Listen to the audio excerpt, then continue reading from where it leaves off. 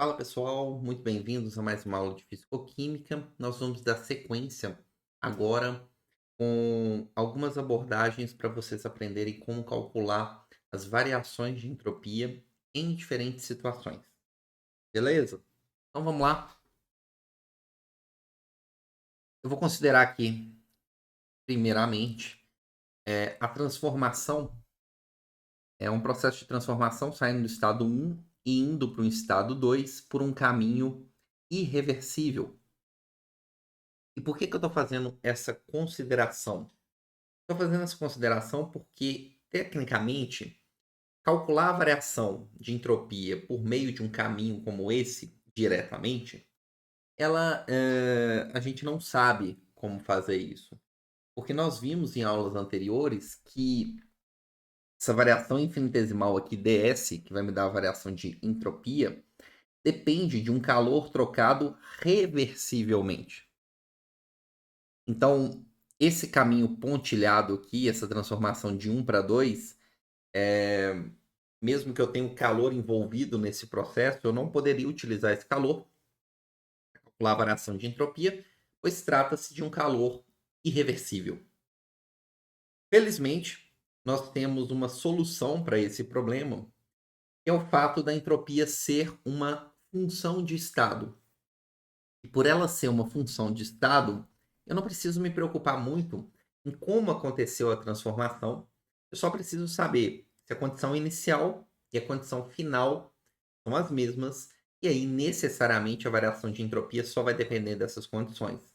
O ΔS, né, para uma transformação reversível, que leve do estado 1 para o estado 2, tem que ser exatamente igual ao ΔS de qualquer outra transformação, sendo reversível ou não, que saia desse estado 1 e vá até o estado 2. Então, pelo fato dela ser uma função de estado, a gente pode adotar uma estratégia aqui, que é calcular a variação de entropia por uma outra transformação, pela qual a gente saiba fazer os cálculos, né? Naturalmente, essas transformações propostas têm que ser reversíveis, e aí a gente só tem que tomar o cuidado de sair da mesma condição inicial e chegar na mesma condição final, e aí certamente a gente está calculando de modo correto, né? O ΔS, e esse ΔS, por ser uma função de estado, tem que ser o mesmo para o outro processo de interesse.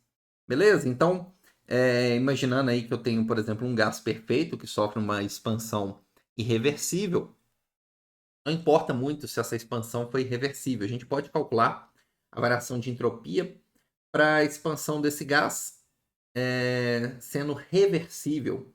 E aí o ΔS tem que ser exatamente igual pelo fato da entropia ser uma função de estado. Pela primeira lei da termodinâmica, a gente sabe que dU é igual a dQ mais dW. Em um processo isotérmico irreversível, a variação de energia interna de um gás ideal é nula, né? Já que não tem variação de temperatura, né? Em um processo, uma transformação isotérmica. E em um processo reversível, o trabalho realizado ele é aproximadamente menos a pressão do gás vezes a variação do volume. Lembrando, né, que a definição mais ampla de trabalho é menos a pressão externa vezes a variação de volume. Contudo, em transformações reversíveis, essa expansão ela ocorre de modo muito lento. Então, cada estágio de expansão, a pressão externa é aproximadamente igual à pressão do gás. Como esse gás é um gás ideal, a gente pode aqui substituir, né, essa pressão aqui pelo termo nRT sobre V. E aí eu tenho que a integral de dQrev vai ser igual à integral de nRT sobre V, avaliado nos volumes V1 até V2. Se eu dividir os dois lados dessa expressão aqui por T, eu vou simplificar a temperatura no membro da direita e eu vou ter exatamente a integral de dQrev sobre T, que é a integral de ds. Então, para uma transformação isotérmica reversível, a variação de entropia pode ser calculada pela integral de nr sobre v, e, considerando nr constantes, eu posso remover da integral, e aí eu fico com a integral de 1 sobre v. que é o ln de V2, menos o ln de V1, ok? E se você aplicar a propriedade do logaritmo, você vai ter ln de V2 sobre V1. Tá, pessoal? Então, calculando o ΔS para essa transformação aqui, ó, reversível, eu automaticamente concluo que o valor desse ΔS tem que ser exatamente igual para qualquer outra transformação, seja reversível ou não, que saia da mesma condição inicial e vá para a mesma condição final. Então, a gente calcula a variação de entropia de um processo irreversível indiretamente, propondo um outro caminho ou um conjunto de caminhos reversíveis, pelos quais a gente sabe calcular numericamente esses valores, e aí, considerando aí a variação total, saindo do ponto 1 e indo para o ponto 2, eu consigo inferir a variação de entropia para o caminho que eu não consigo calcular diretamente. Isso somente porque eu posso considerar, né, a característica de entropia como sendo uma função de estado. Tá bom? Então, vamos fazer alguns exercícios aqui para a gente fixar esse conteúdo. Vamos iniciar aqui com esse exercício que pede para a gente calcular a variação de entropia do sistema, da vizinhança e do universo quando uma amostra de gás ideal, tá bom? Me deu a massa molar desse gás aqui, se eu não me engano é o argônio, pelo valor aí, está numa condição inicial de 298 Kelvin e 1,5 bar. E ele passa do volume de 1,20 decímetros cúbicos para o volume de 4,60 decímetros cúbicos. De dois jeitos, ok? Primeiro, considerando uma expansão isotérmica reversível, a gente acabou de ver isso, né? E no segundo caso, considerando uma expansão isotérmica irreversível contra uma pressão externa nula, ou seja, uma expansão livre. Tá bom? Então vamos lá?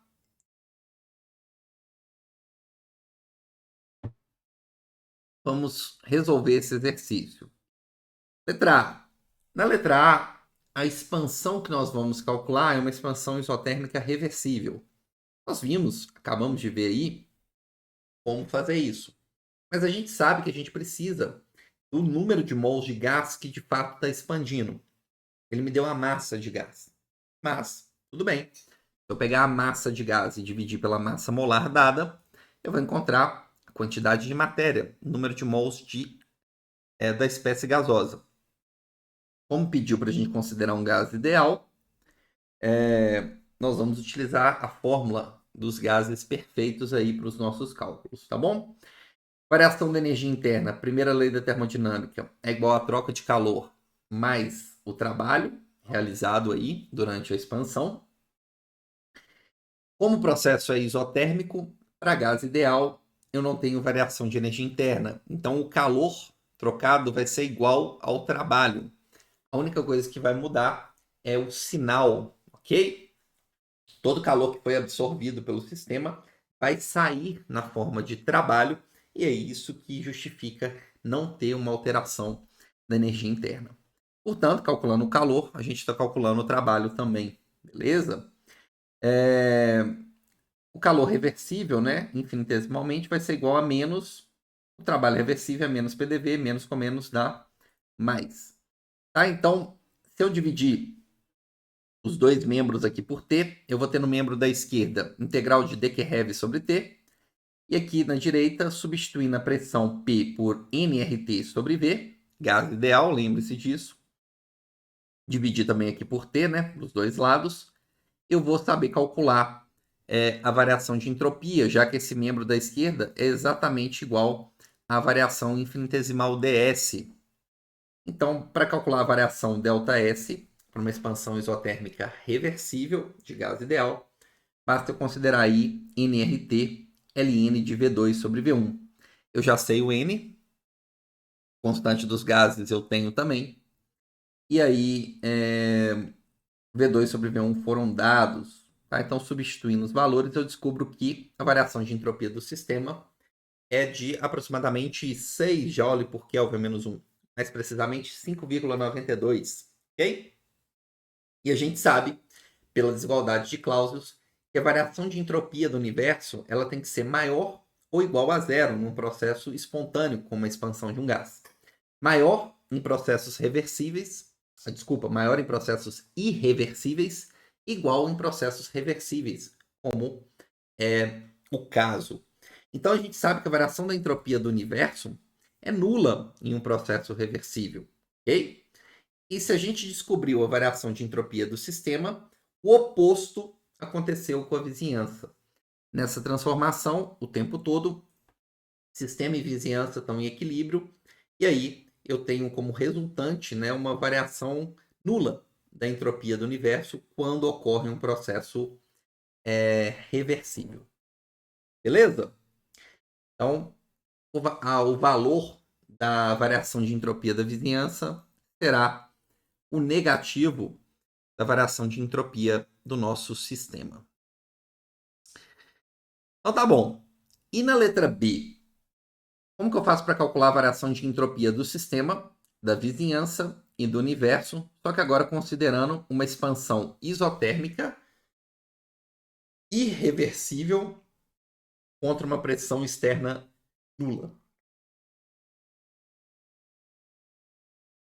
Com relação à variação de entropia do sistema, como o sistema saiu da mesma condição e foi para a mesma condição, o ΔS tem que ser exatamente o mesmo que nós calculamos anteriormente. Porque não importa se a transformação é reversível ou não. Se as condições iniciais e finais forem as mesmas, a variação de entropia do sistema tem que ser exatamente a mesma. A entropia é uma função de estado. Então a gente já sabe que a variação de entropia, nesse caso, tem que ser igual à variação de entropia do sistema que a gente calculou na letra A, no valor de 5,92 Joule por Kelvin. Positivo. Agora o seguinte, eu tenho uma situação de uma transformação, de uma expansão irreversível de um gás ideal. E a gente sabe que em processos irreversíveis, de acordo com a desigualdade de Clausius, que a gente viu em aulas anteriores, a variação da entropia do universo, ela sempre aumenta, ela tem que ser positiva. Então, a gente tem que calcular a soma da entropia do universo com a soma da entropia da vizinhança com o sistema vai ter que dar um número maior do que zero, porque trata-se de um processo espontâneo e irreversível. Como que a gente calcularia a entropia, a variação de entropia da vizinhança nesse caso? Vamos ver qual que é o calor envolvido no processo? Pela primeira lei da termodinâmica, du é igual a dq mais dw, ok? du a gente sabe que vale zero, porque transformação é isotérmica de um gás ideal, então não tem variação da energia interna. Calor envolvido é o oposto, né, do trabalho. dQ, então, é igual a menos dW. dW é menos a pressão externa vezes a variação de volume. Aqui já em termos finitos, né? Só que trata-se de uma situação em que o gás expande de modo livre, ou seja, a pressão externa é nula. Portanto, essa transformação isotérmica também é uma transformação adiabática, porque o calor envolvido vale zero. E aí, para calcular o calor, a variação de entropia da vizinhança, eu posso pegar o calor da vizinhança, né, e dividir pela temperatura em que ocorreu o processo. Como calor vale zero, não tem variação na entropia da vizinhança. E aí, somando a variação de entropia do sistema com a da vizinhança, eu encontro um ΔS do universo no valor de 5,92 Joule por Kelvin, positivo, indicando que, de fato, o processo é espontâneo e, conforme a gente já imaginava, maior do que zero. Talvez você esteja perguntando, Bruno, mas por que eu estou utilizando a fórmula de entropia aqui e utilizando o calor desse processo que é irreversível para a vizinhança? E isso eu comentei com vocês na aula passada. Fiz até uma analogia com a situação do Warren Buffett né, a situação financeira do investidor lá, com um americano médio, não sei se vocês estão lembrados. A gente tem que assumir que qualquer calor para a vizinhança é um calor infinitesimal e pode ser tratado como uma perturbação mínima para a vizinhança. Então, mesmo que a transformação no sistema seja irreversível, o impacto dessa transformação na vizinhança pode ser tratado como reversível. Então, eu posso pegar esse calor que escoou do sistema ou para o sistema, né, e utilizar para o cálculo da entropia da vizinhança.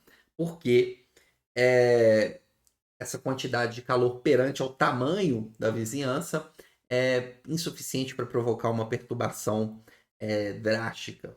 Ok? Então, eu posso considerar aquele calor, ali no caso do nosso exercício, vale zero, né? E usar esse calor para, de fato, calcular o impacto e a variação de entropia da vizinhança. O mesmo eu não poderia fazer para o sistema, porque no sistema esse calor ele não seria reversível. Beleza? Então é importante ressaltar e destacar isso aqui para vocês. Vamos lá?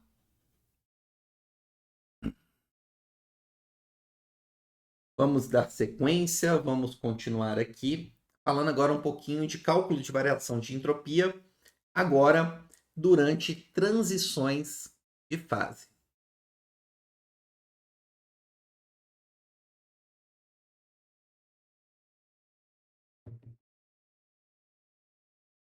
Então vamos lá. Durante uma mudança de fase, o que vai acontecer? Tá? Como que a gente pode fazer os cálculos para a variação de entropia nos processos? Então, vamos por partes aqui. Quando a gente tem aqui, ó, a gente pode pensar que o grau de dispersão de matéria e energia muda quando uma substância altera seu estado físico, tá? Em função do grau de agitação molecular e também do posicionamento dessas moléculas no espaço à medida em que você fornece ou retira energia do seu sistema. Então é o seguinte, aqui eu tenho para vocês uma curva muito clássica, provavelmente vocês já devem ter visto alguma vez na vida, que é a curva de aquecimento para água, tá? Eu tenho aqui alguns valores aqui, né? Esses valores em particular são bem conhecidos, né? Referem-se tanto à etapa de fusão quanto à etapa de ebulição para essa substância na pressão de 1 atm, ou seja, a nível do mar. E cada uma dessas regiões aqui, eu vou ter o meu sistema classificado de uma maneira, com um ou mais estados físicos. Abaixo de 0 graus, eu estou simplesmente com a água no estado sólido. Então, à medida que eu forneço energia, o que vai acontecendo? É simplesmente o grau de agitação molecular do meu sistema ir aumentando e, consequentemente, a temperatura. Só que quando chega a 0 graus, por mais que eu forneça energia para o meu sistema, a temperatura não muda. Por quê? Porque nessa situação, a energia fornecida ela estará sendo utilizada para romper as interações intermoleculares da estrutura cristalina do gelo e levar a um maior distanciamento dessas moléculas. Então, a energia fornecida é utilizada para aumentar a energia potencial do seu sistema, porém, a energia cinética responsável pelo grau de agitação molecular não aumenta. E por isso que a gente tem ali um patamar, fazendo com que a temperatura do meu sistema, no caso água, um sistema puro, fique constante. Constante. E durante essa transformação, eu vou ter uma coexistência do estado sólido com o estado líquido, até todo sólido virar líquido, e aí eu entro numa região em que eu estou aquecendo simplesmente a fase líquida, aumentando o grau de agitação molecular do sistema, até atingir a temperatura de 100 graus, no caso da água, em que novamente eu vou ter um patamar mais prolongado, conforme vocês estão vendo, indicando o início ali da ebulição da água, em que eu vou ter a coexistência agora do estado líquido com o estado vapor. Novamente, eu estou aumentando a energia potencial. Toda a energia que está sendo fornecida para o meu sistema está sendo usada para afastar essas moléculas de água do estado líquido para alcançar esse estado físico vapor. E aí, até todo líquido virar vapor, eu tenho essa manutenção da temperatura do meu sistema. Depois disso, eu vou ter simplesmente o aquecimento do estado vapor. Beleza?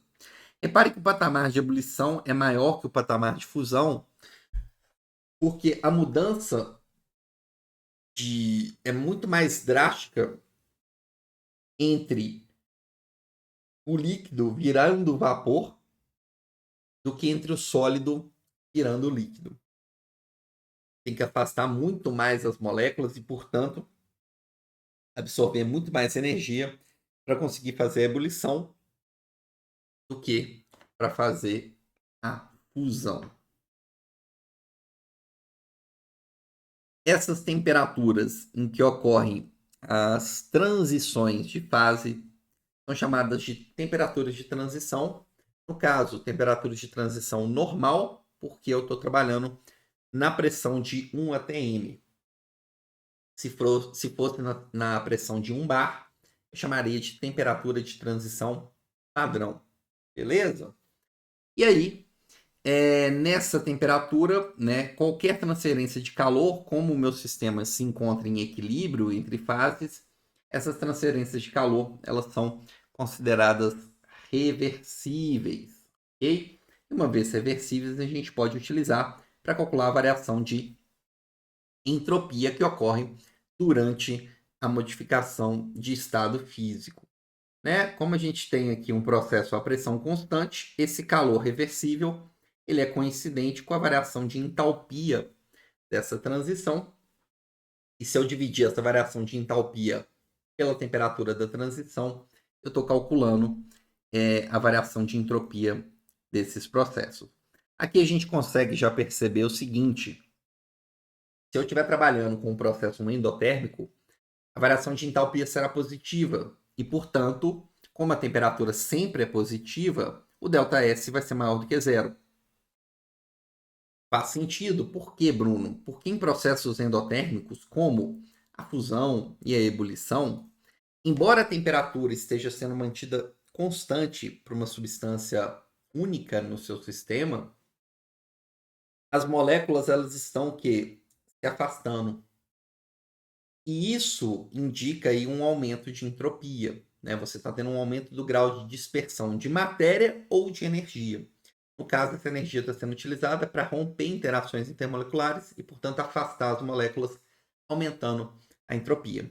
Se você fosse pensar no processo oposto, que seria a condensação vapor para o líquido ou a solidificação líquido para sólido, eu ia ter uma estruturação, eu ia ter uma aproximação das moléculas, uma organização do meu sistema de matéria e, portanto, uma redução de entropia. Né? Naturalmente, isso iria acontecer uma vez que eu estaria trabalhando com processos exotérmicos, como a condensação ou a solidificação, que seriam processos opostos ao sentido que a gente viu aqui. Beleza? Tudo bem? Então, o que eu queria passar aqui agora para vocês é uma regrinha, que é a chamada regra de Trulton, que pode ser utilizada exclusivamente no caso aqui dessa transição, né, que envolve a ebulição, tá bom? E o que foi observado experimentalmente, que para uma diversidade muito grande de líquidos, a variação da entropia do processo de ebulição, de vaporização, tá? Ela é muito próxima ali de 85, de 90 Joule por Kelvin menos 1 e por mol a menos 1. Isso a gente pode nos auxiliar para, inclusive, prever, né, ou ter uma ordem de grandeza das variações de entalpia desses processos de ebulição para diferentes líquidos, conforme eu vou mostrar para vocês. Agora, essa regra ela não vale para todas as substâncias, né, principalmente substâncias que estabelecem ligações do tipo ligações de hidrogênio, como interação intermolecular principal, elas fogem dessa regra de Trulton, tá?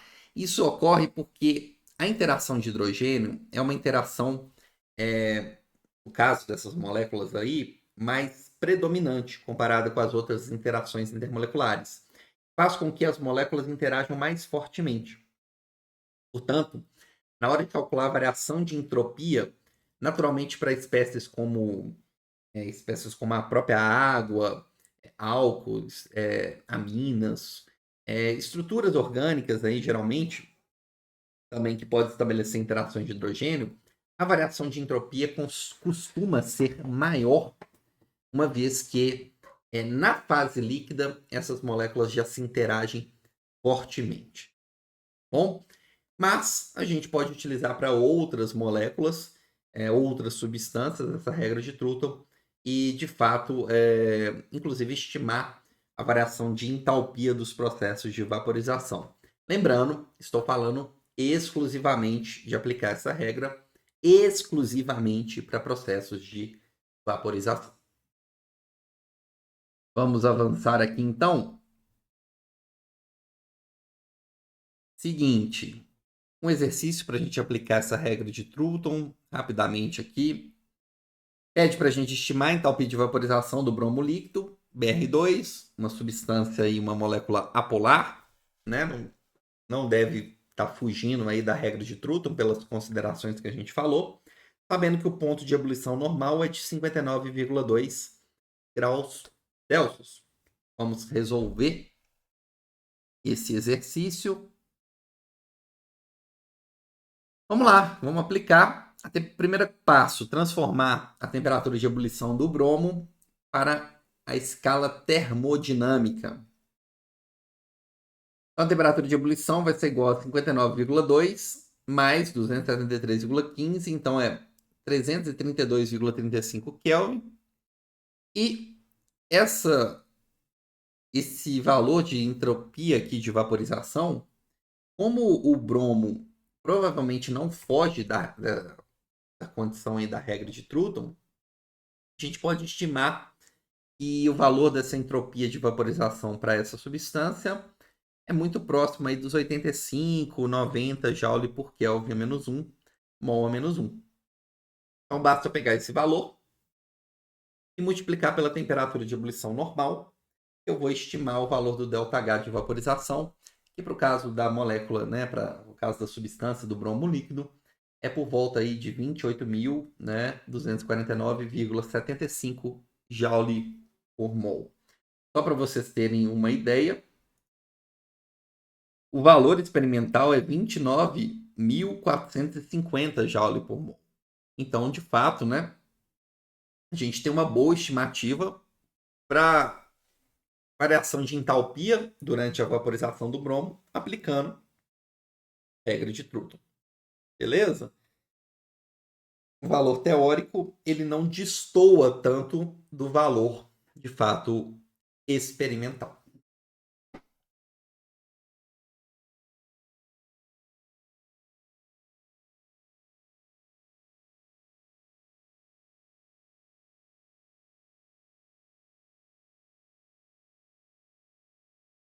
Vamos lá.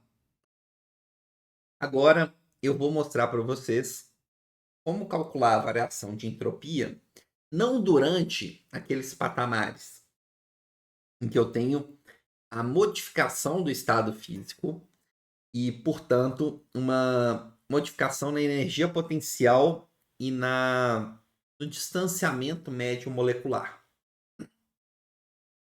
Vamos calcular aqui como que a entropia varia considerando as alterações simplesmente de temperatura que ocorrem com as substâncias. Beleza? Então, vamos imaginar e vamos calcular aí a entropia de um sistema numa temperatura T2 a partir do conhecimento do valor dessa entropia do sistema em uma temperatura T1. Considerando que a energia na forma de calor responsável pela alteração dessas temperaturas, ela é reversível, ok? Então, trata-se de um calor reversível trocado, né, para provocar a variação de temperatura nos nossos sistemas. Vamos poder fazer isso a pressão constante ou a volume constante. O raciocínio é muito semelhante, tá? Vamos iniciar aqui com o cálculo à pressão constante. Matematicamente, eu posso calcular a variação de entropia como a integral da troca de calor ali reversível em função da temperatura, ok? Dividido pela temperatura, integral aí de T1 até T2 de dQrev sobre T. Só que a pressão constante, a gente sabe que existe uma coincidência entre o calor envolvido e a variação de entalpia. Tá? E a gente sabe calcular a variação de entalpia de uma substância. A pressão constante, a gente pode considerar que isso aí, que esse calor é idêntico à variação de entalpia e, por sua vez, a variação de entalpia a gente pode calcular a partir de Cp dt, ou seja, da capacidade calorífica do seu sistema vezes a variação de temperatura. Então, no lugar de dQrev, eu posso colocar Cp dt dividido por T. Se eu assumir que a capacidade calorífica é constante no intervalo de integração, eu posso remover ela da integral e eu fico com essa integral aqui que é bem fácil, né? Integral de 1 sobre t é o ln de t2 menos o ln de t1, ou na forma, utilizando a propriedade do logaritmo, ln de t2 sobre t1. Né? Eu conservo a base, né? E divido os logaritmandos. Beleza? Raciocínio semelhante eu posso fazer para um aquecimento ou um resfriamento que ocorre a volume constante. Só que aí, o calor envolvido a volume constante está diretamente relacionado não com a variação de entalpia, mas sim com a variação de energia interna, que por sua vez pode ser calculado como CV dt, ou seja, capacidade calorífica volume constante vezes a variação de temperatura. Naturalmente, se essa capacidade calorífica volume constante puder ser considerada, não tiver grandes alterações no intervalo de integração, você pode remover da integral e aí você vai ter uma fórmula muito semelhante, o cálculo da variação de entropia durante um aquecimento ou um resfriamento, só que no caso aqui a volume constante, eu uso a capacidade calorífica CV. No caso, a pressão constante, eu uso a capacidade calorífica Cp. Tá bom? Então, assim, eu poderia calcular qual que é a variação de entalpia durante um aquecimento ou durante um resfriamento, simplesmente pela troca de energia, absorção ou liberação de energia, trocada de modo reversível, utilizando essas fórmulas ali, dependendo se o meu processo ocorre a pressão ou a volume constante. Beleza? Vamos lá. Vamos resolver esse exercício aqui.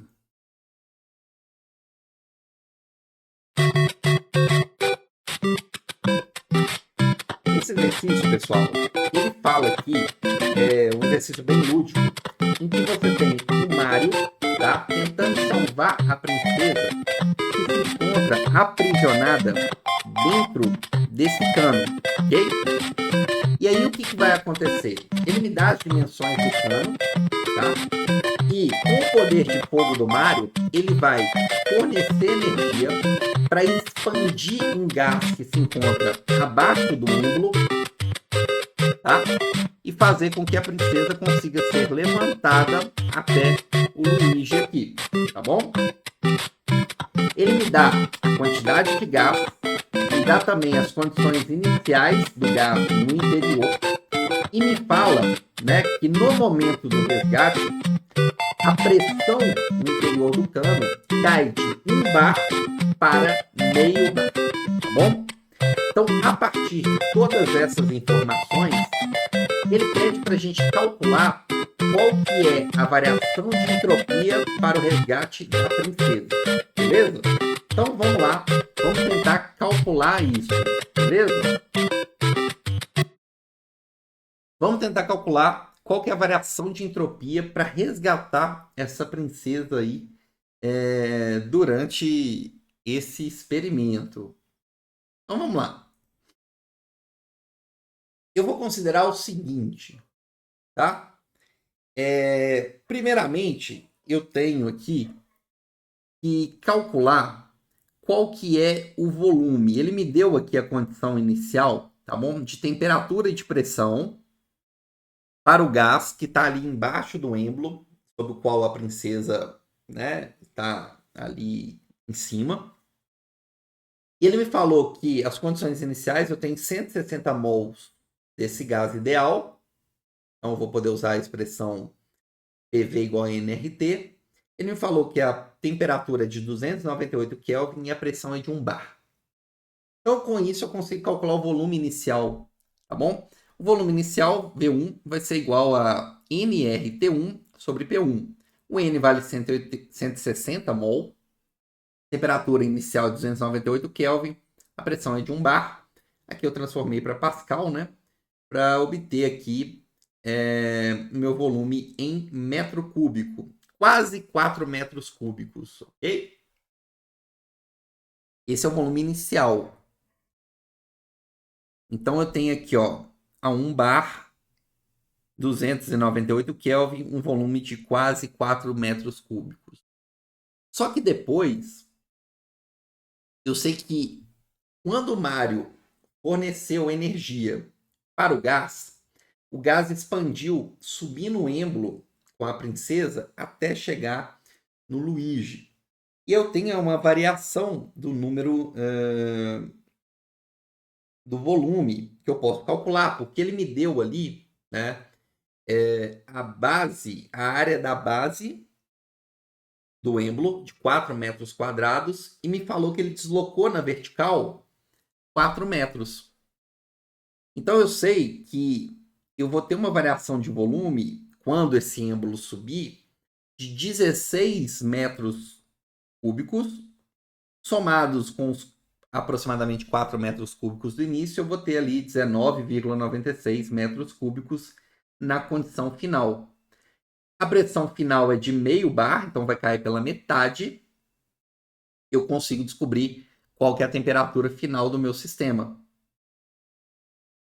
Qual que é essa temperatura T2. Como que eu faço para descobrir quanto que vale T2? Eu vou utilizar novamente a equação dos gases perfeitos, tá bom? Então, essa seta em vermelho aqui indica exatamente a transformação sofrida pelo gás durante o resgate da princesa. Ele sai dessa condição inicial e vai para essa condição final aqui, né, numa temperatura T2, que a gente vai calcular, num volume de aproximadamente 20 metros cúbicos e na pressão metade da pressão inicial, uma pressão de meio bar. Vamos calcular qual é essa temperatura T2, usando a fórmula de gases perfeitos também. T2 vai ser P2V2 sobre NR. Pressão final meio bar, estou transformando para Pascal. Volume final próximo aí de 20, né? 19,96 metros cúbicos. Sobre o número de mols, que não mudou, 160. E a constante dos gases em Pascal por metro cúbico, mol menos 1, Kelvin menos 1. A temperatura final é de 750 Kelvin, tá? Essa é a transformação sofrida pelo gás no interior do êmbolo. Repare que essa transformação é uma transformação aqui, pessoal, que eu não sei calcular a variação de entropia diretamente. Porque ele não me falou nem se é reversível, provavelmente não. E está acontecendo ao mesmo tempo uma modificação de pressão, temperatura e volume. Então, nesse exercício, eu vou adotar aquela estratégia de considerar que a entropia é uma função de estado que por ser uma função de estado, o que eu posso fazer? Eu posso dividir essa transformação em outras transformações, desde que eu saia da mesma condição inicial e vá para a mesma condição final. Como a entropia só depende da condição final e inicial, a variação de entropia do caminho vermelho tem que ser igual à variação de entropia de quaisquer caminhos combinados que saiam do mesmo ponto de início e vão para o mesmo ponto de destino. As condições do sistema serão as mesmas no início e no final, não importando por quais transformações o sistema passou. Então, eu vou fazer aqui duas transformações para calcular isso. Primeiramente, eu vou considerar aqui uma expansão isotérmica, saindo da condição inicial e indo até o volume final, seguindo essa isoterma aqui, ó, a 298 Kelvin. A gente viu como calcular a variação de entropia para uma transformação isotérmica, né? Uma expansão isotérmica, não é muito complexo. Vamos supor que essa expansão aqui seja reversível e de gás ideal. Como é que eu posso calcular esse delta S1 desse caminho em azul? Vai ser igual a NR ln de V2 sobre V1. Número de mols eu tenho, constante também. O ln do volume final, 19,96, sobre o volume inicial, 4,96. Eu encontro que a variação de entropia durante essa expansão isotérmica reversível, ela é equivalente a 2.140,9 Joule por Kelvin. Contudo, essa variação de entropia não é a variação de entropia pedida. Eu não cheguei exatamente na condição final do sistema, dada pela seta vermelha. Só que o que eu posso fazer? Agora eu posso sair dessa condição final da expansão isotérmica e fazer um aquecimento isovolumétrico até a temperatura de 750,2 Kelvin. A gente viu também como calcular a variação de entropia para um aquecimento isovolumétrico. O ΔS em verde, nesse segundo caminho, ΔS2, vai ser igual ao número de mols vezes capacidade calorífica a volume constante, né? O aquecimento é isovolumétrico, multiplicado pelo ln de T2 sobre T1. Temperatura final que eu tenho, 750,2 Kelvin, sobre a temperatura inicial de 298 Kelvin. Substituindo os valores, 160 mol, CV foi dado 3,5 GR, ln de 750,2 sobre 298, eu vou encontrar aqui 1842,2 Joule por Kelvin. Essa aqui que vai ser a variação de entropia para o segundo caminho. Como o caminho que a gente quer calcular, que é o caminho vermelho, é a soma do caminho em azul com o caminho verde, a variação de entropia total, que é esse ΔS que a gente quer calcular, também tem que ser a soma dos ΔS calculados no caminho 1, expansão isotérmica reversível de gás ideal, com o caminho 2, aquecimento isotérmico reversível de gás ideal. E aí, o valor desse ΔS de interesse do resgate da princesa tem que ser igual à soma desses dois caminhos, muito perto aí de 4.000 Joule por Kelvin. Ok?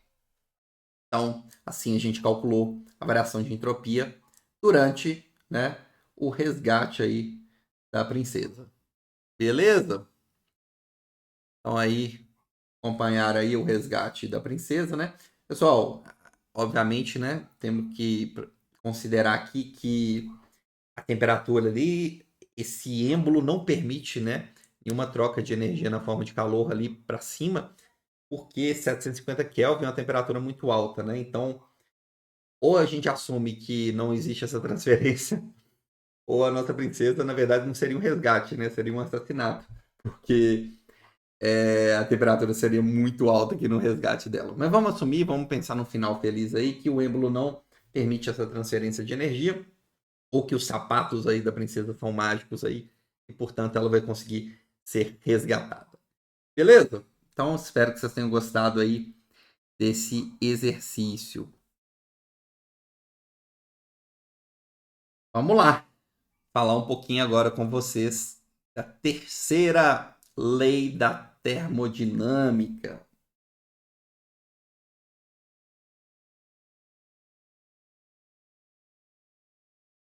Basicamente, eu tenho dois enunciados famosos para a terceira lei da termodinâmica, os teoremas de Nernst e de Planck, tá bom?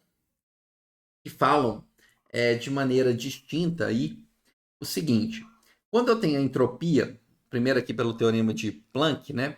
A entropia de uma substância pura, perfeitamente cristalina, é zero no zero absoluto, ou seja, na menor temperatura que poderia ser registrada. Por que disso, gente? A entropia ela está muito relacionada com a possibilidade de dispersão de matéria e energia. E se a gente tiver uma substância cristalina no menor grau de agitação permitido, se essa substância é pura e perfeitamente ordenada, e além disso o grau de agitação molecular é nulo, eu só tenho uma maneira de distribuir essa quantidade de matéria no espaço. E, portanto, a entropia seria única, independente do tipo de substância, desde que, obviamente, essas substâncias fossem puras e perfeitamente cristalinas. Tá bom? E o valor dessa entropia seria o menor valor possível para ela e, portanto, nulo. No enunciado de Nernst, a variação de entropia, né, ele fala de uma maneira um pouquinho distinta, tá? E quando eu tenho qualquer transformação acontecendo ali próximo do zero absoluto, a variação de entropia dessa transformação ela tende também para zero nessas condições. Beleza? Então, se eu fosse calcular a variação aqui, ó, fosse calcular a entropia de uma determinada substância numa temperatura T, eu teria a entropia dessa substância no zero Kelvin, mais a integral, eu estou fazendo um aquecimento dessa substância da temperatura de zero até a temperatura T, Cp dt, okay? Conforme a gente viu, tá? Assumindo aí um aquecimento isobárico, né? A pressão constante, então eu poderia calcular isso aqui. Como o Cp sempre é positivo, à medida em que a entropia ela só vai aumentando à medida que você vai aumentando também a temperatura do seu sistema, tá bom? Portanto, o menor valor permitido para a entropia vai ser a entropia a zero Kelvin, tá bom? Que foi definido por Planck com um valor, essa entropia aqui, ó, S de zero, como valor nulo. Então, a entropia padrão, tá? Ela já está considerando aqui esse valor dessa entropia aqui sendo nulo. E aí eu posso calcular a variação de entropia a partir dessa relação, tá? A entropia padrão da terceira lei. E aí, você poderia perguntar, Bruno, mas durante o aquecimento, esse meu sólido ele pode ir sofrendo transformações de estado físico? A resposta é sim. Como é que eu poderia calcular a entropia dessa minha substância em qualquer temperatura, levando em consideração tanto os aquecimentos quanto as transformações de fase? E aí, eu vou pegar um exemplo genérico de uma substância sólida, partindo aqui do zero absoluto, na pressão de 1 bar, até essa substância virar gás em uma temperatura T também a 1 bar. Ou seja, eu estou fazendo um aquecimento a pressão constante. Tá? Então é o seguinte, nessa situação, vamos pegar a entropia da terceira lei. A entropia a zero Kelvin, por definição, teorema de Planck, ela vale zero. Então eu teria que calcular a variação de entropia que eu tenho do zero absoluto até a temperatura de fusão Estou fazendo um aquecimento. Capacidade calorífica do estado sólido na condição padrão, dt, sobre a temperatura. Quando chega aqui na temperatura de fusão, o meu sólido começa a virar líquido. E a gente sabe que mesmo a temperatura se mantendo constante, a entropia aumenta agora pelo rompimento das interações e afastamento molecular. E a gente viu na aula de hoje como calcular essa variação de entropia da fusão. Vai ser o ΔH de fusão sobre a temperatura de fusão. Então, durante a transformação de estado, eu tenho que somar essa variação de entropia aqui com a variação de entropia que ocorre durante a transformação de fase, durante o sólido virar líquido. Todo sólido virou líquido. Eu continuo aquecendo meu sistema? Continuo. O que acontece com a entropia? Aumenta. Como é que eu faço para calcular a entropia nesse caso? A variação de entropia nesse caso? Para calcular a variação de entropia nesse caso, eu tenho que fazer a integral da temperatura de fusão até a temperatura de ebulição da substância agora no estado líquido, na condição padrão. Essa integral aqui vai me dar a variação de entropia durante o aquecimento do líquido. Só que quando chegar na temperatura de ebulição, o líquido vai virar vapor, vai virar gás.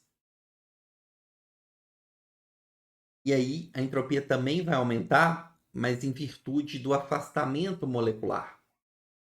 E aí, para calcular a variação de entropia durante a transição de fase, eu tenho que pegar o ΔH de vaporização e dividir pela temperatura de ebulição. E depois que todo o meu líquido virou gás, aí basta eu calcular a variação de entropia da temperatura de ebulição até a temperatura T final e considerar, obviamente, agora a capacidade calorífica da substância no estado gasoso. Tá bom? Perfeito? Então, a gente acabou utilizando aí todas as ferramentas, né, as maneiras que a gente viu na aula, em que eu tenho aqui as 3 integrais para calcular a variação de entropia durante o aquecimento, ok? E essas 2 outras aqui, parcelas, calculando a variação de entropia durante as transições de fases. Né? Como todas as parcelas são positivas, a gente já pode inferir que a entropia do gás ela sempre vai ser superior à entropia do líquido, que vai ser superior à entropia do sólido para a mesma substância. Então eu saio da entropia nula, considerando aí uma substância pura e perfeitamente cristalina, e eu vou aumentando sempre a entropia, tá bom? Okay? Mesmo durante as transições de fase, eu tenho um aumento da entropia, que é em virtude do afastamento molecular, um aumento da energia potencial dos nossos sistemas. Beleza? Agora, vamos fazer um exercício aqui que vai ser baseado aí numa cena de um episódio de Game of Thrones. Vou mostrar aqui para vocês. A gente vai calcular a variação de entropia provavelmente sofrida pelo cinturão do Khal Drogo durante aí a execução do Viserys. Deixa eu tentar mostrar aqui para vocês essa cena no YouTube. Vamos lá. Where's my sister? Stop him. Where is she?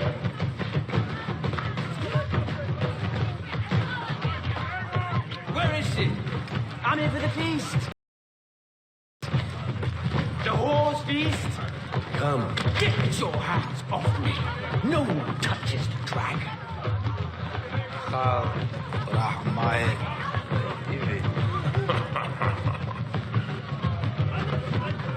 Khal Drogo!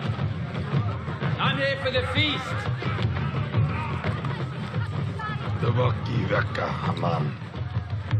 Khal Drogo says there is a place for you. Back there. That is no place for a king. You are no king. Keep away from me. Viserys, please. There she is.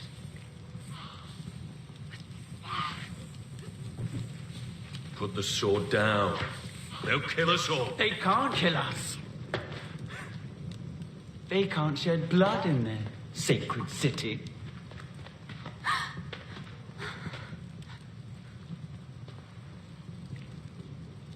But I can.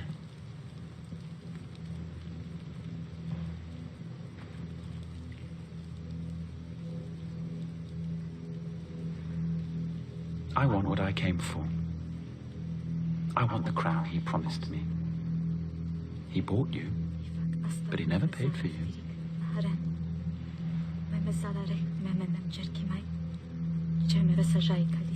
Tell him I want what was bargained for, or I'm taking you back. He can keep the baby. I'll cut it out and leave it for him. Anashilak man rekt mizala. Anavajak man frikin hoshora. Mama kweve afin moriati mai. What's he saying? He says yes. You shall have a golden crown that men shall tremble to behold.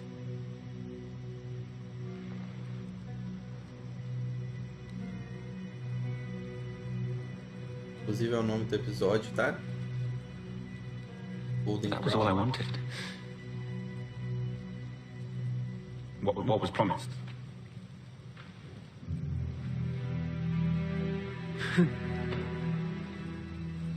Essa é a cena, gente.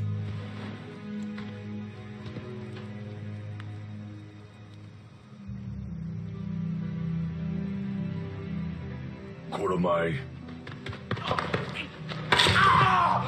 No! No! You cannot touch me! I am the dragon! I am a dragon! I want my crown! Damelia Solid.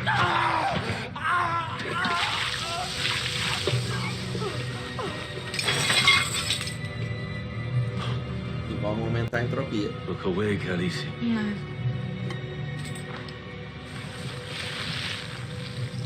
Derretendo o ouro. Danny, tell them. Make them! Make them! No, you can't. Just... Danny, please! A crown for a king.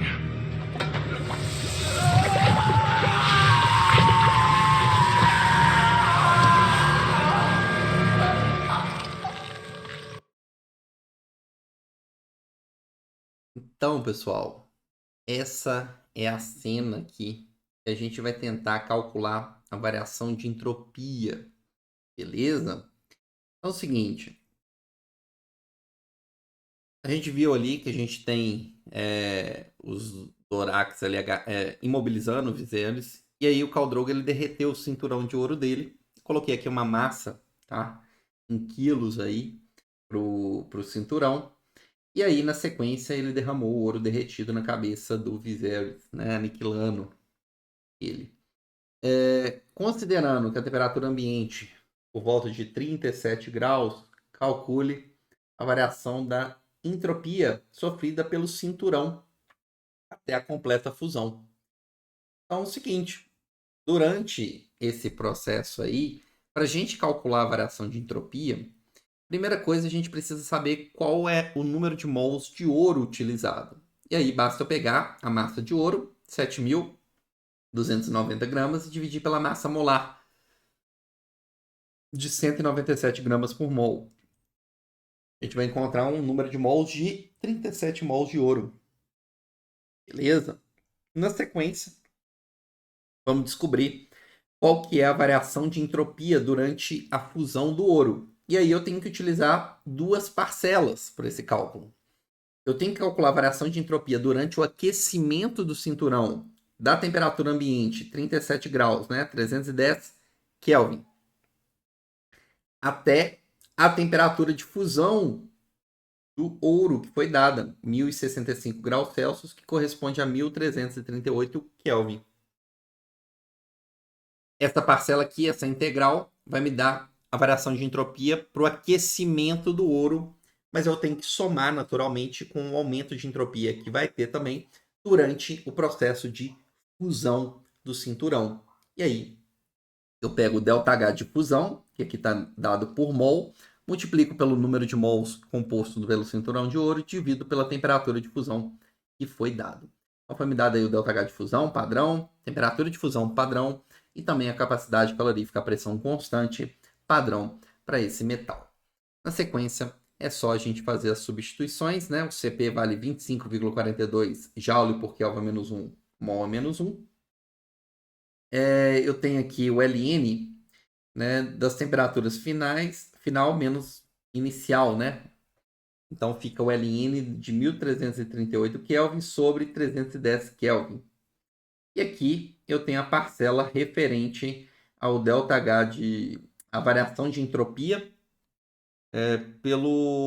pela fusão desse metal. Então 37 mols vezes o ΔH de fusão por mol, né, dividido pela temperatura de fusão de 1338 Kelvin. Fazendo isso, a gente vai encontrar um ΔS, né, a variação aí de aproximadamente 1722,4 Joule por Kelvin. Essa aí que foi a variação de entropia durante a cena aí do episódio do Game of Thrones, tá? Então, pessoal, por hoje é isso. Eu espero que vocês tenham gostado, tenham entendido as maneiras distintas de cálculo de variação de entropia, tenham gostado dos exemplos e eu fico por aí. Pode deixar as dúvidas nos comentários que vai ser um prazer ajudar vocês.